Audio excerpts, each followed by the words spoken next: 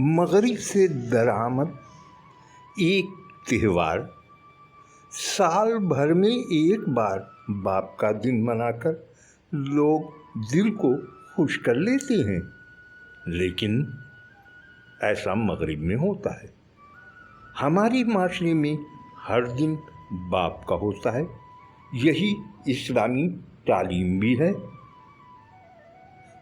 مغربی تقلید میں چلیے ہم بھی یہ دن منا لیتے ہیں، تو آئیے فادر ڈے کے حوالے سے کچھ افسانچے سنتے ہیں تاکہ سبق حاصل ہو سکے۔ بعض افسانچے سیدھے دل پر لگتے ہیں، ایک لفظ کہانی کو بدل دیتا ہے۔ ایسا ہی ایک افسانچہ ہے میرے ابا، اسے صدف آصف کے قلم نے سنوارا ہے۔ تو آئیے چلتے ہیں میرے ابا کی جانب۔ انہیں پیاس محسوس ہوئی، قریب رکھے اسٹیل کے جگ میں جھانکا، پانی ختم ہو چکا تھا۔ کچھ دیر برداشت کیا، پھر آہستہ قدموں سے باہر نکلے۔ بہو نے گھر میں پارٹی ارینج کی ہوئی تھی، انہیں مہمانوں کے سامنے جانے کی ممانعت تھی۔ وہ گھبرائے ہوئے کچن کی جانب بڑھے، بے دھیانی میں دیوار سے ٹکرا گئے۔ جب ہاتھ سے چھوٹا اور شور سے مہمان متوجہ ہو گئے۔ بہو نے سہیلیوں کی پوچھنے پر تعارف کرایا، یہ ہمارا۔ اس سے پہلے کہ وہ لفظ نوکر ادا کرتی، بیٹی نے شرمندہ کھڑے باپ کو لپک کر سہارا دیا اور جملہ مکمل کیا، یہ ہمارے ابا ہیں۔ میرے بابا میرا فخر۔ تحریر سعدیہ مرزا۔ تو آئیے سنتے ہیں یوم پدر کے حوالے سے نیا افسانچہ۔ مس اسما نے آج پیشے کا سبق پڑھایا تو سب سے ان کے ابو کا پیشہ پوچھا۔ احمد نے بہت فخر سے بتایا کہ اس کے ابو بڑی کمپنی میں مینیجر ہیں، اور باقی سب نے بھی اپنے اپنے ابو کے پیشے بتائے۔ اسلم کی باری آئی تو سب مذاق اڑانے لگے کہ یہ تو یتیم ہے، اس کے تو بابا ہی نہیں۔ ایک پل کے لیے وہ یہ بات سن کر افسردہ ہوا۔ مس نے سب کو سمجھایا اور اسلم سے بہت شفیق لہجے میں پوچھا، آپ کے بابا کیا کرتے تھے؟ اسلم نے جواب دیا، میرے بابا صرف میرا ہی نہیں، پوری قوم کا فخر ہے۔ دادی اور امی کہتی ہیں وہ ہمارے ملک کی حفاظت کرتے ہوئے شہید ہو گئے۔ ہماری قوم، ہمارے ملک کے لوگ سکون سے سو سکیں، اس لیے انہوں نے اپنا سکون اور اپنی جان قربان کر دی۔ اسلم جوش سے گویا ہوا، میں بھی اپنے بابا کی طرح اپنے ملک و قوم کی حفاظت کے لیے سر پر شہادت کا تاج سجاؤں گا، کیونکہ شہید کبھی مرتا نہیں، ہمیشہ زندہ رہتا ہے اور اپنے ملک کی سرحدوں کی حفاظت کرتا رہتا ہے، رہتی دنیا تک۔ چرچی، یہ عنوان ہے رفعت امان اللہ کے افسانچے کا۔ لگتا ہے اس بار موسم گرما میں ہمیں نئے کپڑے اور جوتے نہیں ملنے والے، اور کتابیں بھی پہلے کی طرح किसी से पुरानी लेनी पड़ेगी। ओहो भाई, क्या मुसीबत है, तुम्हें किसने कहा ये? अम्मा कल बाबा से कह रही थी कि आपकी मजदूरी से अब घर का खर्चा पूरा नहीं होता, तो नई चीजें कहाँ से लाएंगी? एक तो अब्बा भी ना, सारी उम्र क्या हम नई चीजों के लिए ही तरसते रहेंगे? यार, अब्बा 2 जगहों पर काम क्यों नहीं कर लेते, ज्यादा पैसे आ जाएंगे। कल जब अम्मा ने अब्बा को 2 जगह मजदूरी करने का कहा, तो उसने कहा कि सारा दिन बोझ उठा उठा के उसकी हड्डियों में ताकत नहीं रहती, वैसे भी कमर की दर्द उसको कहीं का नहीं छोड़ रही।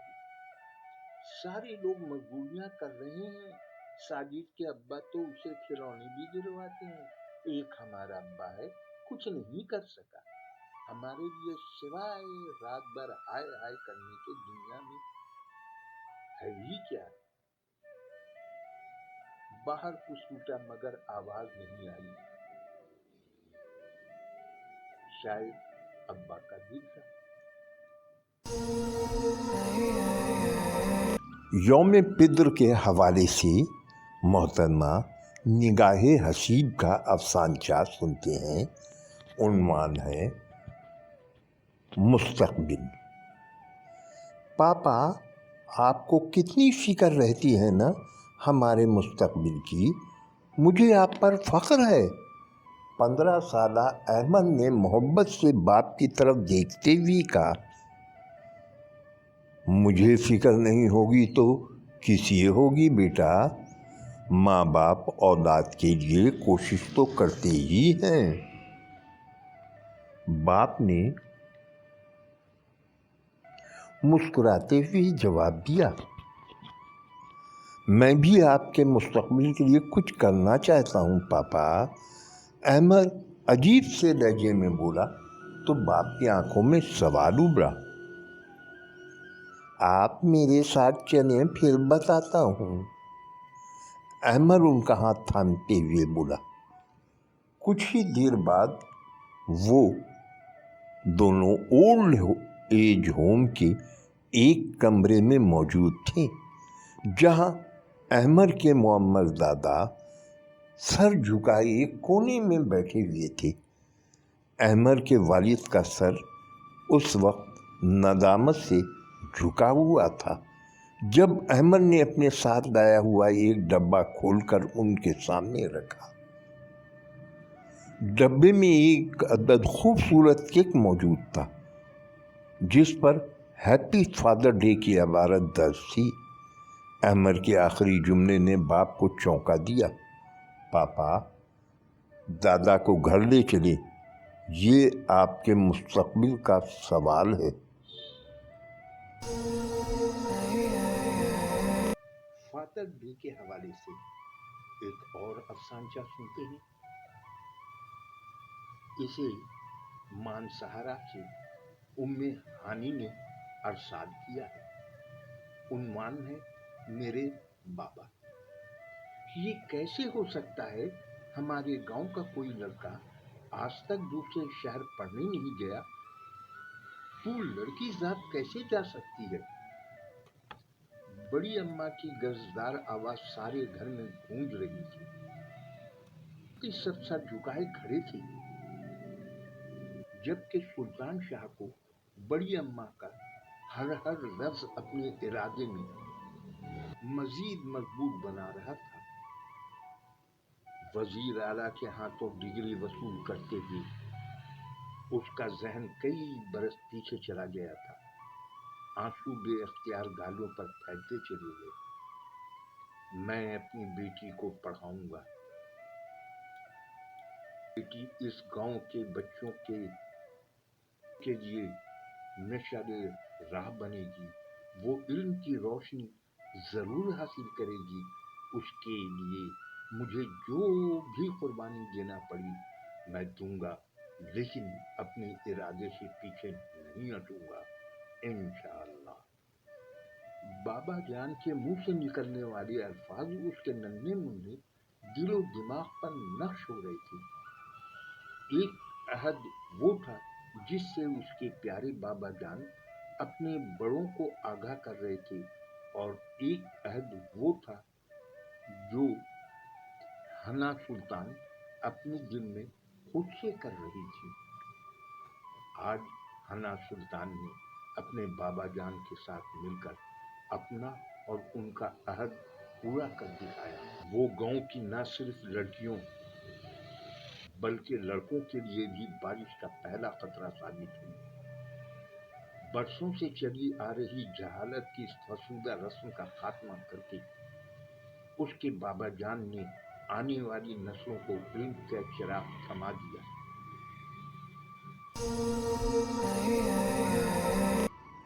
فادر ڈے کے حوالے سے محترمہ سمرینہ علی کا افسانچہ سنتے ہیں۔ عنوان ہے مغربی تہذیب۔ میں بس میں بیٹھا گھر کی جانب جا رہا تھا کہ میرے کان بلا ارادہ پیچھے ہونے والی گفتگو کی جانب متوجہ ہو گئے۔ تمہیں 2 بیٹے ہیں؟ نہیں، 2 بیٹے ہیں، لیکن دونوں اپنے اپنے گھر بار والے ہیں۔ میں اور میری بیوی اپنے گھر میں رہتے ہیں، اس لیے گھر کا سودا صرف لانے مجھے ہی نکلنا پڑتا ہے۔ آتے جاتے نہیں؟ آتے جاتے ہیں جناب، لیکن آپ کو تو پتہ ہے زندگی کتنی مصروف ہے۔ زیادہ تر تو تہواروں پر ہی ملنا منانا ہوتا ہے۔ وہ تو شکر ہے مغرب کی تقلید میں مدر ڈے اور فادر ڈے منانے کا فیشن چل پڑا ہے، تو سال میں 2 مرتبہ ہی ان کی شکل دیکھنا نصیب ہوتی۔ اب اگلا افسانچہ سنانے کے پہلے بتلانا چاہتا ہوں، آپ جانتے ہی ہیں کہ کہیں ادبی اصناف میں کوئی زیادہ دلچسپی لیتا ہے۔ بس کچھ لوگ ہیں جو ادب کے مختلف اصناف کی آبیاری میں لگے ہوئے ہیں۔